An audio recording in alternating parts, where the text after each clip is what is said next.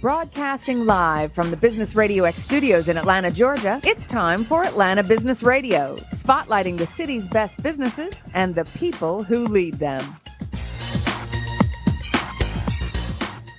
Welcome to another exciting and informative edition of Atlanta Business Radio. Stone Payton and producer Blake here with you this morning. Lee Cantor is out. He's down in South Florida taking care of some family business. Blake, you've been a busy guy. You're wrapping up an audiobook project, right? Yes, I am. It's been a very exciting process. My first audiobook I've ever produced. It was a book by Pete Canalicchio, and I highly suggest you would go check it out once it's out. It's called Expand, Grow, Thrive. So once it's out, go on up on Audible. It's going to be a great book. So is this a one and done for you? Are you going to do more of these audiobook projects, or are you glad for the experience and thank you very much, no thanks? No, I actually enjoyed this process a lot. I look forward to doing it more. Hopefully I'll be able to do it a lot more often. Maybe this will bring in more clients once they hear it. I'm not sure. I hope the future brings a lot of good things. Well, I'm sure it will. I know this. I didn't know whether we would ever intentionally get in the audio book recording business. But one thing we are going to start putting some more energy and effort into is there are a lot of practitioners out there who have a great deal of thought leadership, sort of almost entrapped, right, in their mind. Yeah. And so we do have this service that we're going to be spending more energy on called First Draft. And we're going to help them craft some prompts so that one or more of our certified Business Radio X facilitators, hosts, can share those prompts and sort of draw enough information out of them to sort of get like a first draft of a book together, maybe transcribe it, and then we'll have to get somebody smarter than us to help them, like a good writer or something or editor to get it. But I think that service has some promise too. Yeah, I think that's a wonderful idea, and I think that'll also bring other ideas of maybe getting it as an audiobook and as well, and getting that right out the box instead of writing the book and then thinking, oh, I want to do an audiobook after this, so let's do that now. And it ought to keep you and I both from having to get real jobs. Well, what do you think about that? That would be a good idea, but I feel like this is a real cool job. So it is. It's a lot of fun. Today's going to be no exception. A little bit later in the broadcast, we're going to get a chance to hear from Normanie Ricks, and looking forward to catching up with her. But first up on Atlanta Business Radio this morning, please join me in welcoming back to the Business Radio X microphone a guy who wants to talk about shedding the hustle, setting work-life boundaries, and redefining success. He's got a new book out called The UnAmerican Dream, Mr. Carlos Hidalgo. Good morning, sir. Hey, good morning, Stone. So good to be back. Well, we are delighted to have you. Man, what prompted you to go to all the energy and effort that I know that it takes to craft a book, man? Yeah, it's really, the book is a lot of my story and also the story of so many others. So I had been CEO for 12 years of an agency here in Atlanta, and that agency is still functioning and doing well from all accounts. Maybe even better. No, I'm kidding. Well, you never know, right? Anytime there's a change in leadership, there's great opportunity. But for me, I had spent so much of my time as an entrepreneur and a business owner investing in my business. And it really became an obsession of mine. And we only have 168 hours each week in which we can do things. And so what I found was I came to a breaking point because while I was putting so much into my business, I was neglecting my relationships, primarily my relationship with my wife, my relationship with my children. And I came to, as I talk about in the book, I hit rock bottom where I was on the footstep of a divorce and estranged from my kids, and that they didn't really know me and I didn't know them because for so long all I had done is build the business. And so when I decided to leave that agency, I was surprised by the number of individuals who reached out to me and said, how did you do this? What steps did you take? Because I'm in the same place. And so it kind of sparked something in me to say, we as entrepreneurs and business owners and even executives, we strive so hard to reach that American dream, but we've really perverted it. It's become quite un-American. And you read and you see the things of the hustle culture today of, work. Well, that's not what we were designed for. So through a lot of introspection, a lot of work on myself and my relationships, that's the genesis of the book. It's really a call to say, how can we define success differently and live a wholehearted life? So was there a definitive wake-up call, a crystallizing moment that caused you to have that aha moment, or was it a slower build that got you to this point? Well, some of the choices were definitely a slower build. I didn't wake up one day and say, I'm just going to put all my heart, soul, and energy into a business at the risk of everything else. Really, the wake-up call was, I'm not going to stay married, and I have to make a choice. I can either pursue business growth, or I can pursue a relationship and figure this out. So leaving that agency was a 10-month process, because what I tried to do is, within that context, make some changes. And then I realized in October of 2016 that was a chapter of my life I literally had to put behind me and make that decision to do so. And once I did, it was a risk. I didn't have any big plan, no big life savings, no big buyout. But once I made that decision and made it known to my partners, it was like this huge burden was just lifted off my shoulders. Now, I'm operating under the impression that you did not make the decision to immediately begin journaling that experience for the benefit of mankind, or did you have that much forethought? You know, and at the end right around that time, I did have a thought of, oh, wow, the phrase, the Un-American Dream, came into my head. Really? And I shared it with a friend, and he said, man, that just sounds like an angry book. And I actually write about that in the introduction. And had I written at that time in the space that I was at, it would have been an angry book. So I'm glad I waited. I'm glad that I waited to do some work on myself and to have some reflection, because I don't believe in any way, shape, or form it's an angry book. It's really a call and an invitation to individuals like me to say, hey, let's step off this treadmill. We should and still should work hard, but we don't have to hustle. We don't have to make our business and our careers the center of all things, because that's not what we're wired for as human beings. We're really wired for meaningful, deep relationship first and foremost. And so if we're putting our heart and soul into that and then setting boundaries to get the best out of our work, we really can live wholehearted, joyful lives. I'd like to unpack that a little bit, because as an entrepreneur, I mean, I'm terminally unemployable. I've been an entrepreneur almost my entire life. My mind is consumed virtually 24/7 with the business. And I find a great deal of joy in a bunch of it. And I'm at a really good place right now. And I really do jump out of bed most mornings wanting to come do something and tweak something and turn a dial or hit a lever with this business. But I probably, like so many people, I think I really do identify very heavily. My identity is so wrapped up in my work. Yeah. And I was the same way. My identity and my worth were all tied to my work and the performance of the agency and who I was and the first book that I wrote, and did people recognize me? And what I really came to find is that my identity and worth is simply because I have a spark of the divine, stealing from Kelly Flanagan, who wrote a phenomenal book that really impacted me. And so that is where we find our identity. And I find that it's especially true for men. We do have an opportunity more so to put our identity and our worth into our work. And I don't know why that is. I'm not a psychologist. But what I was able to do is say, I'm no more worthy, or my identity isn't any greater or less if I'm leading an agency to 2 Inc. 5000 awards or sweeping floors for a living. It doesn't, that doesn't matter. Status and title and bank account don't define who I am. All right. So what does matter then in your experience, or you've now come to believe that there are some other things that matter? Yeah. I mean, for me right now, what matters first and foremost are my relationships. And so, my relationship first and foremost with God, and then my relationship with my wife and my kids. Those things matter to me most. But at the same time, I've defined boundaries that allow me to give the best of myself to those. And so I have a relationship boundary and some things that I've put into my life to guard the values that I have in terms of my relationship. At the same time, I have a boundary that allows me to give the best of myself to my work. And so I work really hard. We have a group of clients that we work with, and they get the best of me. My creativity is better. My thinking is better. But there also is a time during the day where I shut it down. I shut it off, because now it's time for me to give to those relationships. And so it's things like I don't work past a certain time in the day. I don't work before a certain time during the day. I don't work on weekends anymore. So that means I'm not taking calls. I'm not checking emails. I'm not catching up on documentation.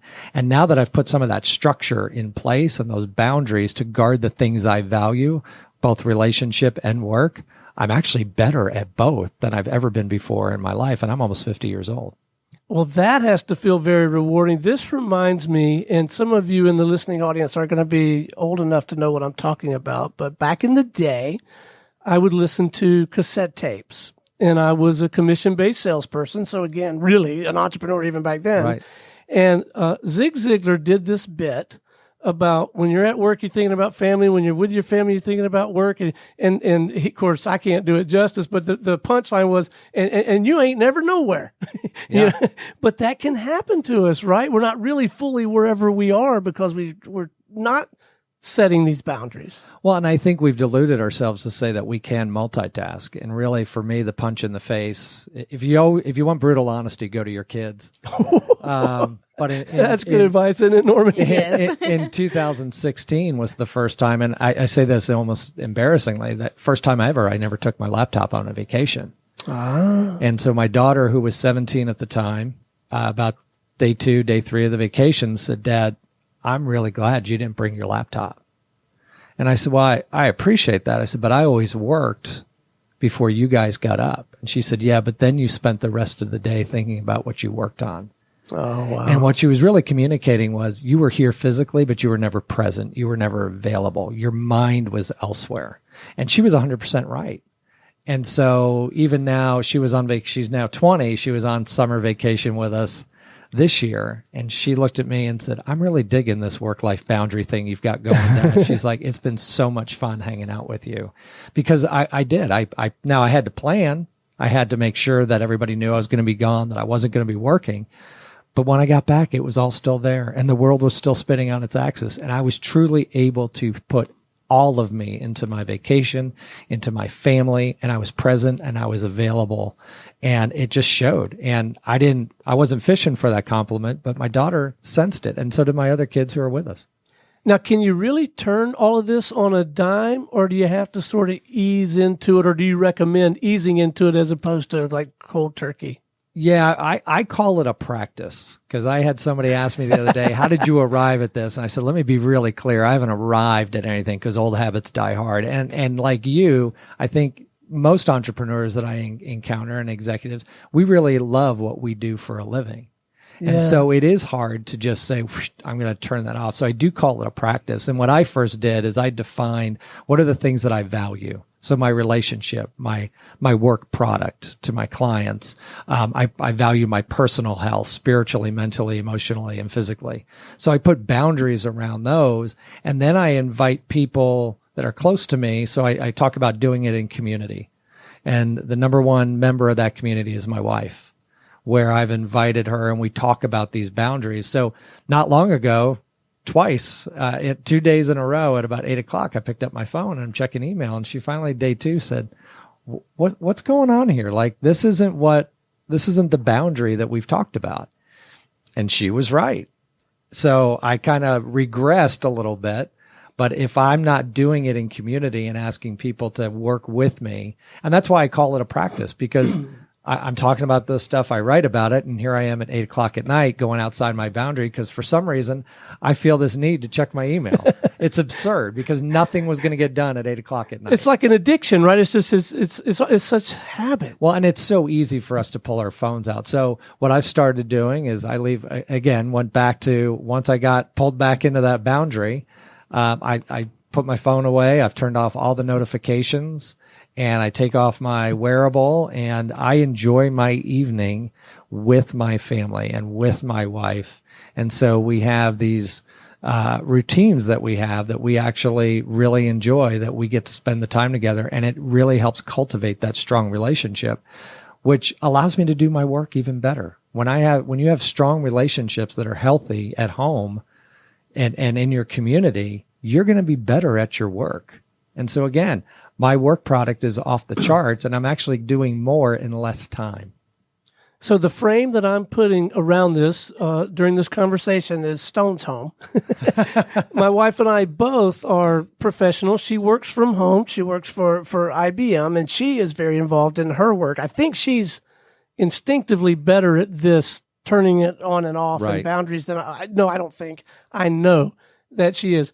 And I'm thinking if I came home to her this afternoon, very committed to all of this, or I read the book tomorrow and then, started on Wednesday or whatever, I think she'd be a little bit skeptical. And I think if I shared with her, I'm thinking you got to let them know that the rules are changing, or you're deciding to change the rules, and that you're asking for help and you're giving license to call you on the carpet. Yes. All these things are important. Otherwise, it's just like you went to a 3-day seminar and you came back all fired up and they expect you to flame out in a week, and he'll be back to normal in a week, right? Well, and the actions do speak louder than the words. And that when I remember in 2016, when I told my wife, I said, I'm not bringing my laptop. She kind of nodded and said, I will believe that when I see it. And she was fully justified in that response, because I had talked about, I'm only going to do a little work here. And before I knew it, it's 10 a.m. and I'm still somewhere on vacation on my laptop working. Well, why am I doing that? That's absurd, because we all need rest. Even machines need maintenance. Yet somehow, if you believe the hustle crowd and what they talk about, it's, 24/7 we should be working and our mind should be on our businesses. Well, that means, again, you're going to follow the path I went down. You're not present and available for your relationships. And so there's a lot of rich people in the world. I have yet to encounter one who can buy time. Well said. We only have so much. Another phrase that comes to mind, I've been blessed in a lot of ways, not the least of which is I've had a chance to work with a variety of mentors, and one by the name of Steve Brown. In teaching a leadership course, he suggested he actually emphasized that it was a leader's job to create an entity that could function in their absence. Yes. Like if they got to have you 24/7, you haven't done your job. You haven't. It sounds like you agree with that. I do agree with that. And that was a conversation my wife and I had many times. And if I'm honest, and I talked about this in my TEDx that I gave last year, my ego got so wrapped up where it was, I had to be there. The show couldn't go on. Yeah. And the reality is, if I'm hiring the right people and empowering them and building a culture, I should be more than okay by saying, you don't need me there. Things can go handle it. Go do your job. Go do what we hired you to do. Now, if you need help, I'm here to help, but I don't need to insert myself. I don't need to be at places. And I did fall prey to that. And I actually have a chapter about that in the book called The Lies We Tell Ourselves. And one of the lies I told myself was I had to be there if things were going to go right. That's not a little, that's a lot narcissistic. Well, it is. It's an emotional maturity issue problem thingy that we all need to work on if we're going to build an organization of any size and complexity and value. I definitely want to dive into the book a little bit, but I can't let this slide. You mentioned the TEDx talk. Yes. Say a little bit about that. Was it on this topic? It was defining work-life boundaries, and it was to the TEDx Centennial Park women. So that was a little daunting for a man to get up in front of 450 women and talk about work-life boundaries. And it was really just a lot of what I had learned. Right. Along, I kind of went through my journey, and I said, look, full disclosure, I written a post on LinkedIn in 2015, I think it was, saying I'm completely unbalanced and I'm okay with that. And I look at that post now and I'm embarrassed. Now the hit of the TEDx was, if you go to that channel and you watch it, I followed up that post about 15, 16 months later, and the title was I Was Wrong. And so when I showed that slide to the audience, for a man to admit to 450 women, hey, I was wrong, it got rave applause. So, but it was a fun engagement. I had had a dear friend who really went to bat for me and made sure I was there. So I had a great time doing it. It was a it's a message that's near and dear to my heart. And I think as working professionals, it's something we have to do because our phones make it so easy to stay connected. Yeah. And I believe most employers actually kind of bank on the fact that I'm going to get an extra 2 to 3 hours out of you. And so if there's any business leaders listening, I would really call on you to create a culture in your company that allows for those work-life balance, and you will get more production out of your employees. And it's a little counterintuitive, I think, but I think I find myself agreeing with you, or at least wanting to believe what you're saying, and would really love the idea 6 months from now, a year from now, whatever, if I looked back on the Business Radio X network and I could really say that kind of thing was true about the culture that we built, I got to go back and ask you, how does one prepare for a TEDx talk? Because what is it, like 18, 20 minutes? Not a big, you got to really know you got to get your stuff crystallized. I was given 15 minutes. Wow. I typically, I have the opportunity and the privilege to speak a lot. Oh, okay. So you're no stranger to the stage. It's the first time I've memorized one of my speeches. So that was a little daunting. I practiced, so I wrote it all out, recited it. I actually did an audio recording, and so I would listen to that while I ran. Probably not the most motivational running things to listen to, but I really just immersed myself in it and then practiced. And I'm so thankful for my wife who listened to it over and over and over. And the day before, there was a panel that I kind of practiced in front of. They gave me some feedback, which was really, really positive. They assigned me a coach that I worked with. Charles was fantastic. And so it came, and I was really, really nervous. And it's a sensitive topic to me. It's a passionate topic. It's something I live through. So you really want to communicate the idea really clearly. And I gave it my best shot, had a great time doing it. And it was fantastic. I'm so thankful I had the opportunity to do that. So I bet it was great for the audience, and I know it feels good to feel like you've had even just a little bit of influence over a group of people like that. And I would suggest, or I'd like to kind of check this with you. Do you find when you prep and deliver a talk, or even in writing the book, that it's great if it helps other people, but it also helps you sort of solidify, crystallize your own thinking on the topic, right? It really does. The book in many ways was therapeutic to be able to get it. I've always been I feel I'm a better writer than I am a speaker. So writing for me has always been a really good form of expression and an outlet for me. But really the book, and I talk about in the book, really all of us finding our one note, like what drives us and what is passionate. What are we passionate about?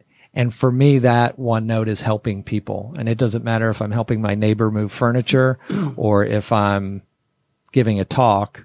And so the whole purpose of the book is to help other entrepreneurs and business owners who may find themselves in a place of, I'm killing myself. I've told myself all these lies on why I'm doing this. But really, in my, when I'm wide awake at 3 a.m. staring at the ceiling, I'm asking the question, what is this all for?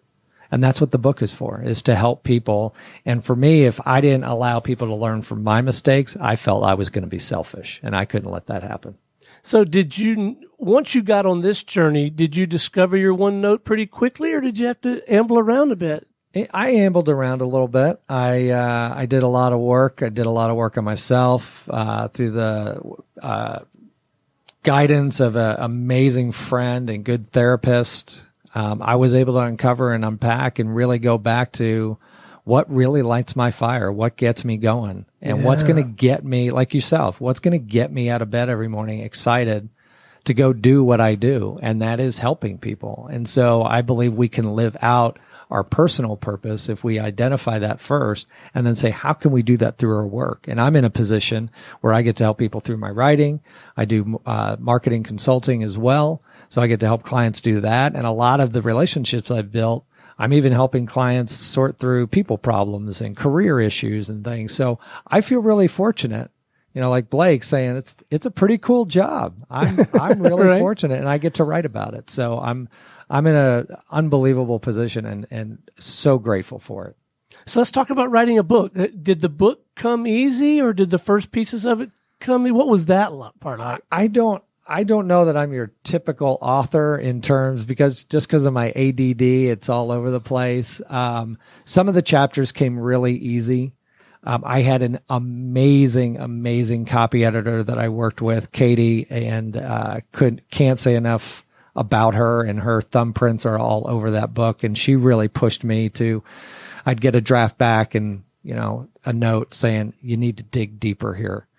So, But writing this particular one was easier than the first, because it really was my story and what I experienced and what I felt was a recap of a lot of conversations I had with colleagues and close friends who were in a similar situation. And so I knew I wanted to write about happiness and what does that mean? And it's ours for the taking. And then really the journey. And then there would be things along the way that would happen. I'd say, you know what? That makes a good chapter. So I never started with an outline. I just started to write. Wow. And was there a chapter or two, though, that did kind of come together, I won't say clumsily, but harder than some of the others that you just really took you a while to nail it? Yeah, there's one, I believe it's chapter 4 is, are you sacrificial or are you selfish? And that was by far the hardest chapter I wrote because I had to go back and look at some of the things. Because as entrepreneurs and executives and leaders, we tend to think, hey, I'm sacrificing so much. I'm missing out on this, this, and this. Well, the reality is if I haven't received or asked for the permission from those that I'm missing out on, I'm not sacrificing at all. They are. I'm just being selfish because I'm going after what I want. Interesting. And coming to that realization and having to write about it and tell some stories that were, for me, pretty emotional. And one of them I referenced in the TEDx where I got emotional on stage. Wasn't playing, but it happened. That probably didn't hurt the applause either, right, Normanie? Right. A guy cries and he says he's wrong. Man. Yeah, right. Highest rated TEDx speaker ever, probably. So, but that was one where I had to dig deep, and I didn't want to at first. I really wanted to hold back, and then, but probably for me, my favorite chapter in the book is the one my wife wrote. Because I felt really passionate that to every unhinged pursuit of business success, there's another person impacted. And for me, I could have my kids write a chapter, but I wanted my wife to write her chapter and her perspective. And so her chapter is called A View from the Other Side, about what was it like to be married to a workaholic. Oh, wow. All right. So context backdrop, there's a whole consulting practice business behind up under this, right? So you're doing stuff now, right? I am, yes. So I started a new consultancy, which also got great laughs from the crowd at the TEDx. Started another business because just entrepreneur at heart. Right. But this one's different. So I have one business partner and I'm married to her. So we have a very clear line of duties on who does what, and it works really, really well. We love working together. We have really no quote unquote growth plan on target, 5 years, we're going to be X million or this many employees. We don't want to hire employees because what we've done is we've also really defined our purpose as a company. And part of that purpose is to give some of our profits away to nonprofits. So my wife is very involved with a nonprofit called Beauty for Ashes Uganda. So we give 5% of our profits to that organization that helps single moms and widows with education and long-term sustainability in a region in Uganda.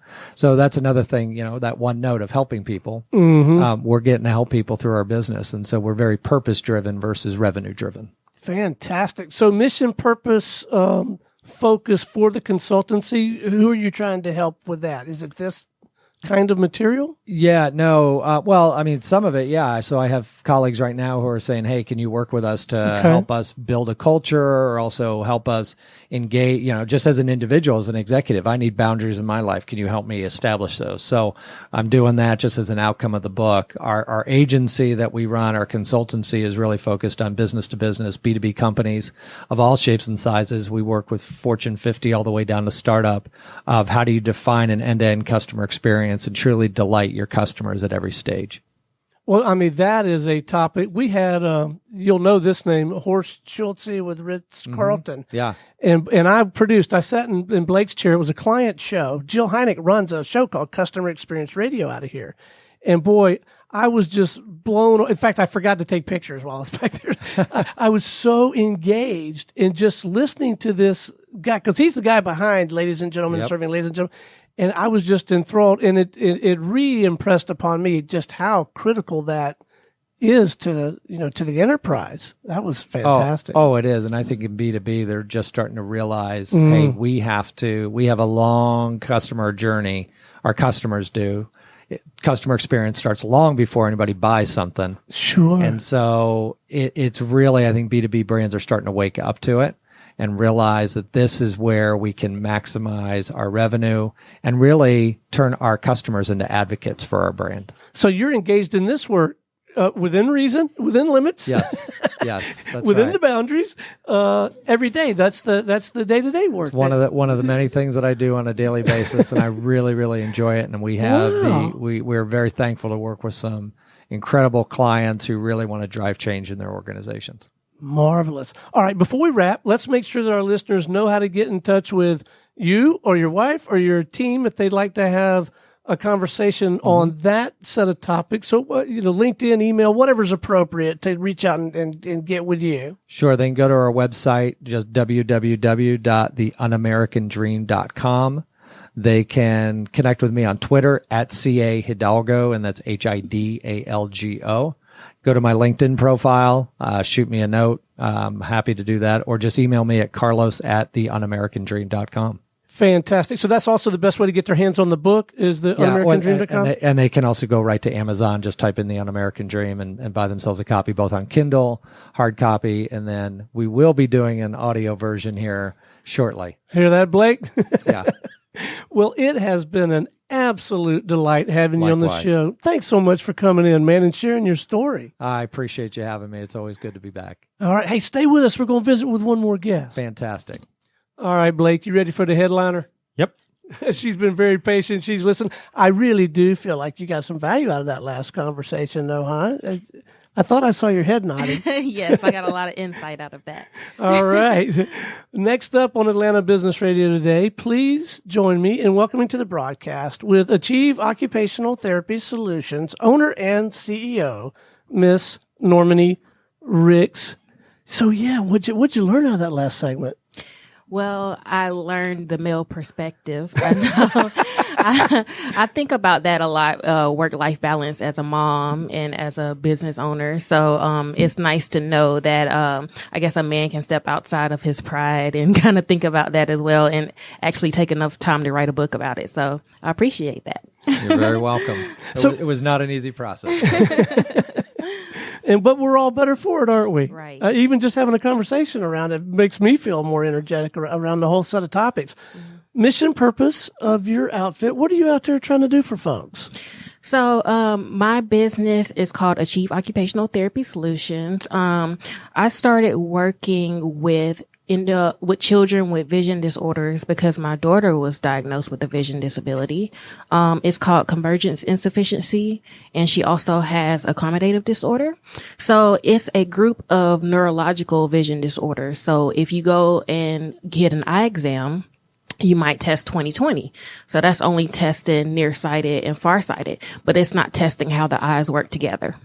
So nearsighted and farsighted and astigmatism are all the words that we're used to hearing when you go take a vision exam, and those are monocular vision disorders. But what I'm working with children on are binocular vision disorders.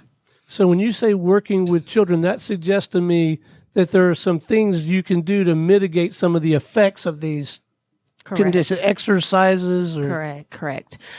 So a lot of these vision disorders kind of present like dyslexia, which is another word that we're used to hearing. Mm-hmm. So when a child is reading, they'll tend to skip lines when they're reading and tend to reverse letters or put letters in the wrong order when they're writing. So the child can be brilliant and tell you everything that they saw or read, but they're not good at taking tests because they can't focus for that long. So that leads to a lot of children being misdiagnosed with ADHD. So how do you properly diagnose what you're describing? So, there are tests that you can do, in the classroom, and there's also what I call a school vision questionnaire. So if you notice a child that's very smart and bright and you're like, why aren't they getting good grades? You can start asking them questions about, are your eyes getting fatigued? Are you having a lot of double vision? Are you having headaches when you read for a long period of time? Or, are you easily distracted when we do reading comprehension, stuff like that? So is this a little bit or a lot out of the mainstream? Like, is the school nurse looking for this kind of thing, or this is all new to them? it is all new to them. Actually, I am a member of Lions Club here, and we're doing pretty much all the vision screenings in Georgia right now. We've started out the school year. We're already up to about 400 vision screenings.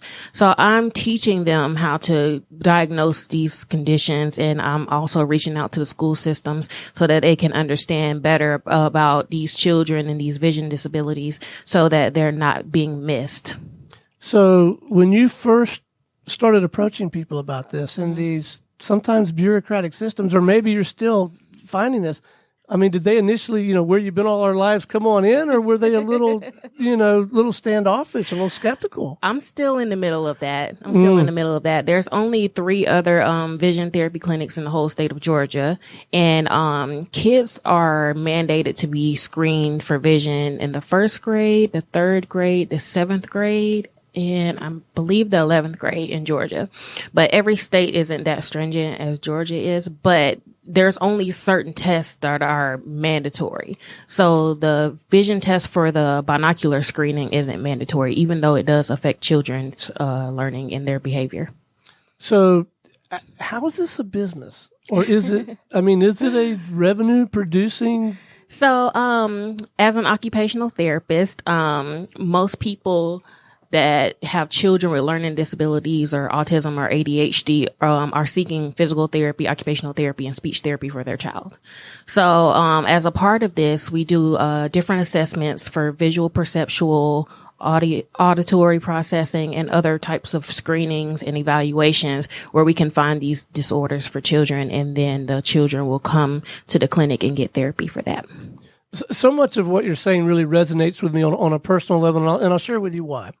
Reading, vision, sports, before people got bigger and had more work ethic than I did, all candidly came quite easy to me. Mm-hmm. My younger brother, 2 years younger than I am, I don't know if he had dyslexia. I don't know if he had what you had, but stuff like that came harder to him. Mm-hmm. Now, I don't like to talk about my brother much because he's younger, better looking, and makes more money. So I don't really, he's a good guy. I just spent the weekend with him. But one of the things that came of that, I think he had to work harder all the way through. Now, my folks were educators, and maybe they were a little more proactive in getting whatever testing was available. And I can remember him like taking karate lessons to help with his balance and all this kind of stuff. So I've seen it, and I've seen him come through, and he really is incredibly successful and certainly very bright. But school didn't come as easy to him, and in the early years, sports didn't come as easy to him. So that's one of the things to at least kind of look out for, huh? Correct. It does affect hand-eye coordination as well. So, just the neurological pathways in the brain are kind of affected for these disorders. But there are things like they did, and I guess it had some positive impact. There are things you can do to, what are you like rewiring? What's going on? That's exactly what's going on. The brain has a lot of neuroplasticity, and if you catch it early, then it really helps these children. So what can we do to help? What do you need more of right now? So, with my daughter, who I told you has the vision disorders, we do a lot of eye gaze training. So, and we do eye patching, where you patch one eye and work on that eye, and then you patch the other eye and read something with that eye, and then you put the 2 eyes together and work on that. We also have different strategies and techniques. So using like a ruler or a bookmarker under each line when you're reading so you won't skip lines. Practicing things such as visual closure. So if you're drawing a circle or a star, the child has to complete one side and you complete the other side. Or things like, where's Waldo? Trying to find Waldo in a picture, or looking at 2 pictures and saying which one is different and which one is the same. I remember that my granddaddy used to get like this neighborhood paper, and the pictures really looked very much alike, and you had to pick out the differences. That was kind of hard, but that's a good exercise. Huh? Correct. All right, so what do you need, though? You need more awareness. You need more practitioners, more people in the school systems and other systems who are trying to serve our youth. You need them having these conversations? Correct. Exactly. And is there formal education, informal education, other resources that we ought to be trying to get in their hands, or do we need to go back even more and fund and find a way to craft these resources? Well, there are some books out there. One of my professors, Dr. Mary Warren, she was one of the founders of vision therapy and low vision rehab. And there's Dr. Mitchell Scheinman. Him and his wife have wrote a lot of books about pediatric occupational therapy and vision disorders. He's actually an optometrist and his wife is an occupational therapist. So I've been to a lot of his courses and learned a lot from him. All right. So I'm a young father and I've got a 3-year-old. I don't know what time, and I don't want to miss this, right? And so what should I do? Should I get them in front of someone? Should I do some things at home? What are some, if I'm hearing this, what should I be doing? So, when a child is, in their developmental stages, about 6 to 9 months, it really helps to have those cause and effect type of games. So if you push a button and something lights up, right, that really helps children with their developmental skills. And then, do you remember the old game where you put the square in the open, the square in the square, the circle. We had a circle. ball. Yes. We had a ball that we did that with. Correct. And then, I don't know how you got the stuff back out of the ball. Maybe Mom did that part, but I do remember there was a star and a square and a circle and a half moon. Yeah, I remember Correct. that. Those types of things help children. You think they're just toys, but they really are developmental games. All right. So doing that it's not going to hurt anyone. No. And it might really help. Somebody, you got a take on this, Carlos? I find it fascinating. I had a son. Our youngest son had some vision problems when he was really young, and given a 7-year-old, 8-year-old a $700 pair of glasses is you take a big gulp and don't let anything happen. So I love hearing what you're doing. Great, thank you. So we need to do a better job of awareness. We need to get folks having these conversations. But I got to go back to the whole entrepreneur thing. I mean, it's one thing to be an advocate. Mm-hmm. It's one thing for one of your boxes with the right boundaries around it. Like we discussed earlier, being you invest time, during the week advocating for this thing and helping as best you can. It's a completely different thing to say, this is going to be my business. Help me understand the timeline on this. Were you already sort of in the field? Yes. I worked with individuals with traumatic brain injury, when I was in the Navy for a while. So I was stationed at Naval Medical Center, San Diego. So I did a lot with traumatic brain injury and, blast injuries and concussions. So we worked a lot of neurological rehab there. And, I actually had an optometrist take me under his wing while I was there, and he was big on these vision disorders, and he was big on occupational therapists actually addressing them. So, he taught me a lot about that. And also, I started, after my daughter was diagnosed, I kind of started putting 2 and 2 together. I was like, this is the same stuff I already know how to do. So I started working with her at home, and I noticed that her, reading Lexile score went up 400 points in 1 year. She was really struggling in the third grade. I have no idea what that is, but that sounds like an important thing. So, her reading comprehension, increased tremendously. And, every year the children have to take a standardized test, called the CRCT here in Georgia. And, for the 5th grade year, they really amp it up so that they can see where the kids stand when they get to middle school. So this past year, my daughter as a 5th grader scored on the 9th grade level for reading and writing when she barely could pass a reading comprehension test in 3rd grade. So we've been working hard for the past 2 years. Wow, that has got to be incredibly encouraging. So can we expect in the fairly near future the Normanie methodology, the Normanie vision pack that the school systems can buy, or that we can, or you know what? Nowadays, y'all can't see me on the radio, but I made this gesture like it was a pack of papers, but it could be on some sort of online thingy, right? I absolutely plan on writing a book about this and making some handouts and getting them out to the school system. So you have a book in you just to talk about all of these topics, and then maybe some actual job aids. I don't know if that's the right word, but some actual things people can use. And will you make some that the layperson can utilize with their kids? Absolutely. That would be important to me, like at home, right? A layperson being able to use I don't even know what it would be, a workbook, an exercise Correct. thing. It will be more like a workbook, yes. And eventually it will be sold on Amazon as well. So it's early days for you in all of this. Correct. But you ought to take a tremendous, you ought to have a great deal of hope listening to Carlos talk, right? Yes. About where he's been, maybe take some advice and cordon it off and don't let it consume you 24/7, 365. Yes. But so we're looking at books, resources, and increased awareness, and just continue to try to make an impact. So school system sounds like a no-brainer. Yes, and parents with children with different developmental delays and disabilities. All right, okay. Mm-hmm. So coming back, shorter horizon, what's next for you? Where are you going to be putting your energy and effort next 6-12 months?